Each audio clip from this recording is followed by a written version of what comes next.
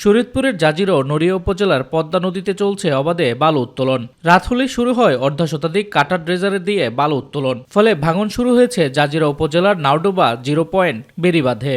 আর হুমকির মুখে রয়েছে নড়িয়া ডানতির রক্ষাবাঁধ। পদ্মা সেতু থেকে 1700 মিটার দূরত্বে বাঁধ ধসে যাওয়ায় স্থানীয়দের মধ্যে দেখা দিয়েছে উদ্বেগ। এরই মধ্যে নদীগর্ভে বিলীন হয়ে গেছে মসজিদ, মাদ্রাসা, শিক্ষা প্রতিষ্ঠান সহ 3 শতাধিক বসতভিটা। ড্রেজার দিয়ে নদী থেকে অবৈধভাবে বালু উত্তোলনের ফলে এমন ভাঙন দেখা দিয়েছে অভিযোগ স্থানীয়দের। বেড়িবাঁধ যে কোনো মুহূর্তে ধ্বংস হইতে পারে। বাড়ি কই করবো আমরা অস্থায়ী জায়গায় একজনের বাড়িতে একজন থাকি আমরা। অবৈধ মাটিকার অবৈধ মানুষের পয়সা দেয় অন্ধায় গ্রুপ টেসে বড়। মুজাফর খালা পোলা একজন আছে, রফিক আরো বিভিন্ন লোক আছে অগলগে।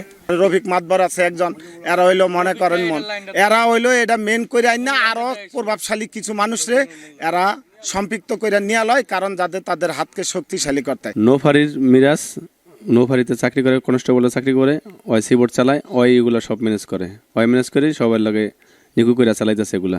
অবৈধভাবে বালু উত্তোলন বন্ধে সংবাদ সম্মেলন, মানববন্ধন, সভা সমাবেশ সবকিছুই করেছে স্থানীয় এলাকাবাসী। উপজেলা প্রশাসন কয়েকবার দফায় দফায় অভিযান চালিয়ে জেল জরিমানা করলেও থামছে না কার্যক্রম। এলাকাবাসী বলছে স্থানীয় কিছু অসাধু সিন্ডিকেট বিভিন্ন দলের নাম ভাঙিয়ে বালু উত্তোলনে মেতেছে। নড়িয়াপুরে এবার তো হুমকির মুখে থাকবো, তোর মাছের বাড়িঘর ভাঙিয়ে গেলে মাঝে থাকবো কই। 10,000 বাড়িঘর 3 মাসে বিলীন হয়ে গেছে গা।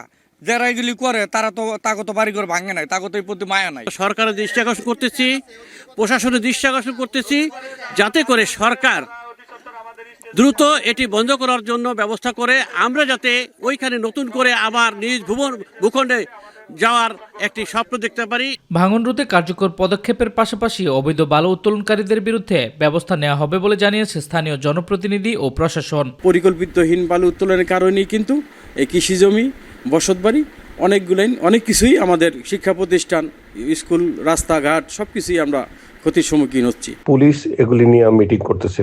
গতকালকে আমার অভিযোগের ভিত্তিতে তারা অ্যাকশনে যাচ্ছে বড়ভাবে। আমি বলছি একজনকে আমি ছাড়াইতে আসবো না। জাজিরা এলাকাতে, মাঝিরঘাট এলাকাতে কোন রকম ড্রেজার মেশিন চলবে না, এর আমরা জিরো চলতে দিব না, আমরা জিরো টলারেন্সে আছি। আগামী 7 দিন একদম কম্বিং অপারেশন চলবে। যেখানে যে অবস্থায় পাওয়া হবে ড্রেজার ওই অবস্থায় আটক করে তারপর ডাইনামিক ব্যবস্থা নেওয়া হবে। আমরা সর্বোচ্চ চেষ্টা করে যাচ্ছি এই বেড়িবাঁধটি রক্ষা করার জন্য এবং অবৈধ ড্রেজিং যাতে না হয়, এই জন্য আমাদের সর্বাত্মক চেষ্টা অব্যাহত থাকে। বালু উত্তোলন রোধে নড়িয়া ও জাজিরা উপজেলার দুই পাশের 2টি পুলিশ ফাঁড়ি গুরুত্বপূর্ণ ভূমিকা রাখবে বলে প্রত্যাশা স্থানীয়দের।